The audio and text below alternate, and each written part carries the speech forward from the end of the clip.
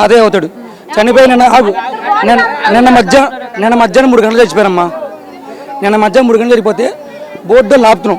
ఇప్పటి నుంచి ఒక్క లోకల్ బోర్డు అయితే 10,000 అడుగుతున్నారు. డబ్బులు మా జేబులు ఉండవు. ఇప్పుడు అక్కడి నుంచి మోసుకొస్తే మనిషిని ఒకరికి ఇచ్చారు. ఇప్పుడు అడిగి ఎస్ఐకి అడుగుతామో అక్కడ అంబులెన్స్ అడగండి అన్నారు. మేము అడిగి చెప్తే వస్తారు అంబులెన్స్ రారుగా. అక్కడ వదిలేసి గంట అవుతుంది వదిలేసి ఒక్కరు పట్టించుకోవట్లేదు. ఏదంటే అది వస్తున్నా మీరు మోసుకెళ్ళని అంటున్నారు. ఎక్కడ మోసుకెళ్ళి మేము బోట్లకు డబ్బులు ఎందుకండి? బోట్లు అయినా గవర్నమెంట్ తీసుకొచ్చి పంపించింది కదా. వాళ్ళే 10 మంది ఉన్న బోట్లో. ఒకసారి మీరు ఆడగా చూడండి, బోట్లో 10 మంది వాళ్ళే ఉన్నారు. ఎలా మేము ఆడవాళ్ళు మగవాళ్ళు ఇప్పుడు వస్తారు రారు. డెడ్ బాడీ అవుతుంది స్మెల్. ఇప్పటికి 24 hours అవుతుంది చనిపోయి. ఒక్క సమాధానం లేదు. బోట్లు చేస్తే బోట్లు సమాధానం లేదు, ఏమీ లేదు. ఇప్పుడు చంద్రబాబు నాయుడు గారు వచ్చారు, రాజకీయ నాయకులు వచ్చారు, ఎవరు మేడం ఇగో మీరే అరగంట సేపు ఉండండి. ఆ బాడీ అక్కడ ఉండదు, ఎవరు రారు చూసుకోండి. అరగంట సేపు మీకున్న బాడీ అక్కడ ఉంటుంది. ఎక్కడికి వెళ్తా బాడీ అక్కడ ఉంది. బాడీ ఇక్కడ వరకు షోయింగ్ చేస్తున్నారు కానీ ఇక్కడ వరకు షో చేస్తున్నారు. రాలేము అంటున్నారు, మేము రాలేమండి ఇక్కడే ఇస్తామండి అంటున్నాడు. లోపలేమో వాటర్ లేదు, కనీసం తాగడానికి లేదు, పాలు లేవు, ఏమీ లేవు.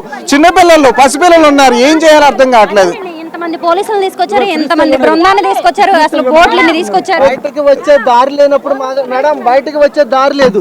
ఇక్కడ ఫుడ్ సప్లై చేస్తున్నారు. ఎవరికి సప్లై చేస్తున్నారు? లోపలే ఉన్నారు. వాళ్ళకి అక్కడి నుంచి రాలేదు కదా. లేడీస్ పిల్లలు పెద్దవాళ్ళు రాలేరు.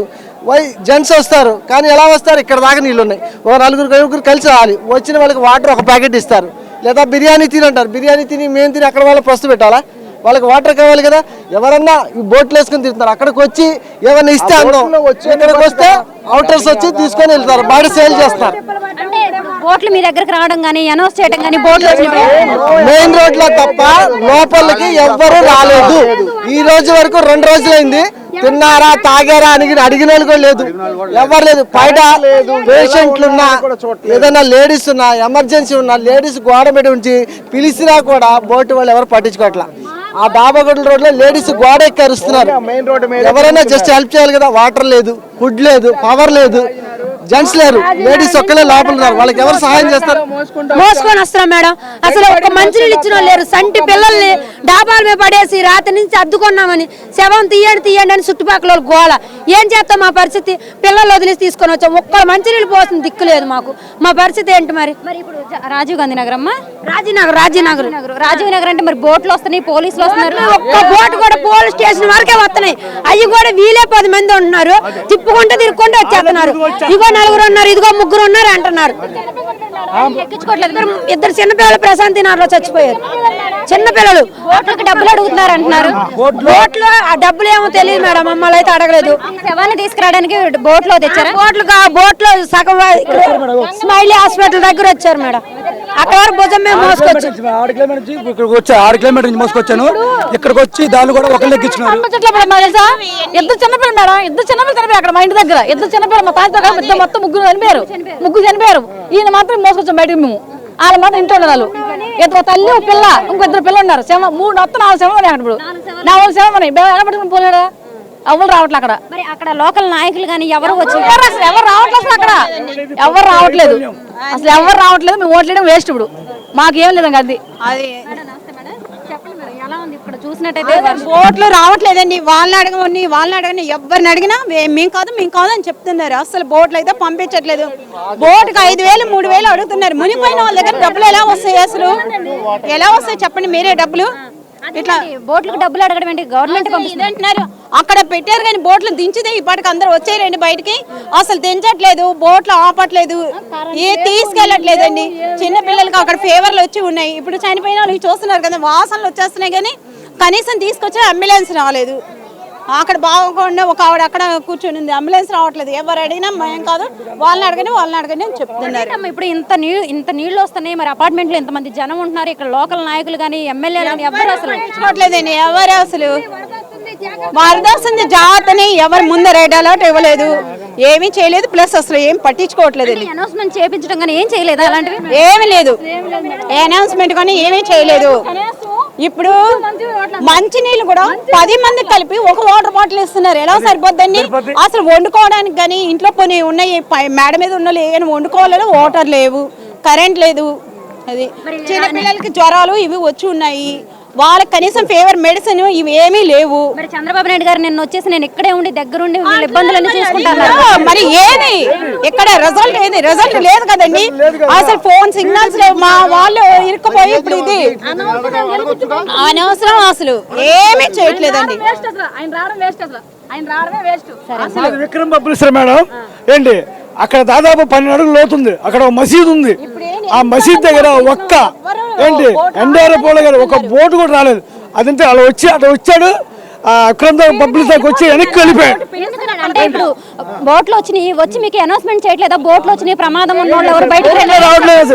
అసలు వచ్చాడు కూడా మాకు తెలియట్లేదు. అసలు ఒకటే బోట్ వచ్చింది, వాళ్ళు వచ్చి వెళ్ళిపోతున్నారు వెనక్కి. ఏంటి ఒక 10 మంది కూడా ఎక్కించుకోవట్లేదు. వాళ్ళే వస్తున్నారు, వాళ్ళు వెళ్ళిపోతున్నారు తప్ప ఎవరు పట్టించుకోవట్లేదు దాన్ని. ఏంటి కాబట్టి ఇది గవర్నమెంట్ వైఫల్యం అయిపోయింది. కాబట్టి మీరు ఏదైనా గవర్నమెంట్ కొద్దిగా మా సాయం చేస్తే కనీసం తినడానికి తిండి, బట్టల తినడానికి తిండి, ఒక నీరు అది మాకు కావాలి. మాకు ఏది లేకపోయినా పర్లేదు, ఆగండి. మాకు ఏది ఇచ్చినా మాకు కావాల్సింది మెయిన్ ఒక వాటర్, ఏంటి ఫుడ్, అది ఇస్తే చాలు. ఎలాగైనా బతికిపోతాం మేము. పరిస్థితి ఎలా ఉంది సార్ సింగనగర్లో? ఆంధ్రప్రదేశ్లో మరీ ముఖ్యంగా విజయవాడ నగరంలో పెద్ద విపత్తు సంభవించింది. విజయవాడ సిటీలోనే 20 మిల్లీమీటర్ల వర్షపాతం నమోదవుతుందని ముందస్తుగా సమాచారం ఉన్నప్పటికీ కూడా, ప్రభుత్వాన్ని హెచ్చరించినప్పటికీ కూడా, వాతావరణ శాఖ తెలియజేసినప్పటికీ కూడా సరైనటువంటి చర్యలు తీసుకోనట్టుగా మనకు కనబడుతోంది. ఎందుకంటే జనరల్గా జగన్మోహన్ రెడ్డి గారి ప్రభుత్వంలో మనకి ఒక అలర్ట్ వస్తే వాతావరణ శాఖ నుంచి ముందస్తుగా మీటింగ్ పెట్టి అధికారులందరినీ అలర్ట్ చేసి కలెక్టర్లందరినీ, లైన్ ఆఫీసర్లందరినీ కూడా మనం ఏ విధంగా వ్యవహరించాలో ఒక డైరెక్షన్ ఇచ్చాము కూడా. 22లో వచ్చిన తుఫాను, 23లో వచ్చిన తుఫాను, వీటన్నిటి. కానీ ఇంత పెద్ద విపత్తు వస్తుందని చెప్పని 25,000 క్యూసెక్కుల వాటరు బుడమేరుకి వస్తుందని, 15,000 అయితే కృష్ణానదిలో కలవడానికి అవకాశం ఉంది. మిగతా 10,000 ఈ సింగనగర్, పాయకాపురం, ఈ చుట్టుపక్కల ప్రాంతాల్లో మునుగుతుందని చెప్పని తెలిసినప్పటికీ కూడా 24 గంటల ముందు అధికారి యంత్రాంగం అందరికీ కూడా ఇలా జరుగుతుందని తెలుసు, కానీ నిమ్మకు నీరెత్తినట్టున్నారు. ఎవరు కూడా ముందస్తు సమాచారం ఇచ్చి ముందుగా అందరినీ ఖాళీ చేయండి ఈ ప్రాంతం అంతా అని చెప్పినట్టుంటే తర్వాత ప్రాణ నష్టం జరగకుండా, లేకపోతే ఇబ్బందులు పడకుండా జరిగేది. అలాంటిది ఏమీ లేకుండా ఈరోజు ప్రభుత్వము ఎలా ఉందంటే ఒక అచేతనంగా మారిపోయింది. ముఖ్యమంత్రి గారు 4-5 సార్లు రోజుకు వస్తూ ఉన్నారు. ఉపయోగం ఏంటి? 1,00,000 మంది జనాభాని తరలించాలి బయటికి. అందరూ కూడా గ్రౌండ్ ఫ్లోర్లో ఉన్న వాళ్ళందరూ కూడా పైకి ఎక్కి పైన ఉన్నారు. మంచినీళ్ళు లేవు, ఆహారం లేదు, మందులు లేవు, కొంతమంది చనిపోయారు. వీళ్ళందరినీ యుద్ధ ప్రాతిపదిక మీద, వార్ ఫుట్ మీద రాష్ట్ర ప్రభుత్వం పనిచేయాలి. ఎక్కడ కూడా పొద్దు నుంచి ఇక్కడే ఉన్నాం మేము, ఎక్కడ కూడా ఆ దిశగా అడుగులు వేయట్లేదు. గతంలో జగన్మోహన్ రెడ్డి గారు దీని మీద తగిన చర్యలు తీసుకోలేదు కాబట్టి ఇలాంటి విపత్తు కలిగిందని చెప్పేసి కూడా అంటున్నారు కదండి నిన్న చంద్రబాబు నాయుడు గారు. ఇప్పటిదాకా ప్రతిదీ ప్రభుత్వం వచ్చిన తర్వాత ప్రతిదీ జగన్ గారి మీదే చెప్తున్నారు. ఇప్పుడు ఎక్కువ వర్షపాతం కూడా జగన్ గారు కురిపించారా చెప్పానండి? ఎక్కువ వర్షపాతం కూడా ఇంత విజయవాడ నగరంలో ఎక్కువ వర్షం కురవండి అని చెప్పి జగన్ గారు చెప్పినట్టు, బుడమేరు పైన 25,000 క్యూసెక్కుల వాటర్ జగన్ గారు చెబితే కురిసినట్టు తప్పించుకునేటటువంటి ప్రయత్నము, ఎదుటి వారి మీద నెపాన్ని నెట్టేటటువంటి ప్రయత్నం జరుగుతోంది. ఇది అవసరమా? హెలికాప్టర్లు రావాలి, ఆహారాన్ని అందించాలి, మందులు ఇవ్వాలి, తరలించాలి, బయటికి తీసుకురావాలి, అంటువ్యాధులు ప్రబలకుండా చూడాలి. ఎంత పని ఉంది? ఎవరన్నా ఉన్నారా? 24 అవర్స్ ఒక మంత్రి కానీ, ఒక ఐఏఎస్ ఆఫీసర్ కానీ ఉన్నటువంటి వాళ్ళ పేర్లు చెప్పానండి. మనకి మెసేజ్లు పెడతా ఉన్నారు, స్పెషల్ ఆఫీసర్లు ఉన్నారు, వాళ్ళు ఉన్నారు, వీళ్ళు ఉన్నారని.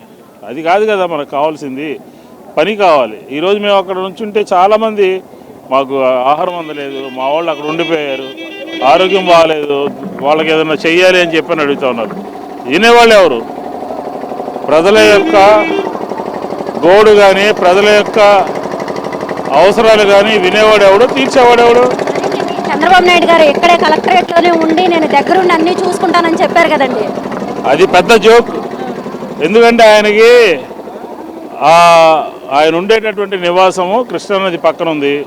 ఈరోజు రాత్రికి మునిగిపోతుంది, మీరు వెళ్ళొద్దు, మీరు ఖాళీ చేయండి అని చెప్పని అధికారులు చెబితే ఆల్టర్నేటివ్గా ఎక్కడ పడుకోవాలి? కలెక్టరేట్లో పడుకుంటాను, సింగనగర్ ప్రాంత ప్రజల కోసం కలెక్టరేట్లో పడుకుంటానని చెప్పాడు. చెప్తే ఉపయోగం ఏంటి? ఆ అన్నం అందిందా, మంచినీళ్ళు అందినాయా, లేకపోతే ఏమైనా వెహికల్స్ పెట్టి బయటికి తీసుకొచ్చారా? ఏమీ జరగలేదు. అందుకనే ఈరోజు జగన్మోహన్ రెడ్డి గారు వచ్చారు, చూశారు. ప్రభుత్వం మీద ఒత్తిడి తీసుకొస్తాం, ప్రజలకి మరింత మేలైనటువంటి సౌకర్యం కల్పించే విధంగా వైఎస్ఆర్ కాంగ్రెస్ పార్టీ పనిచేస్తాం.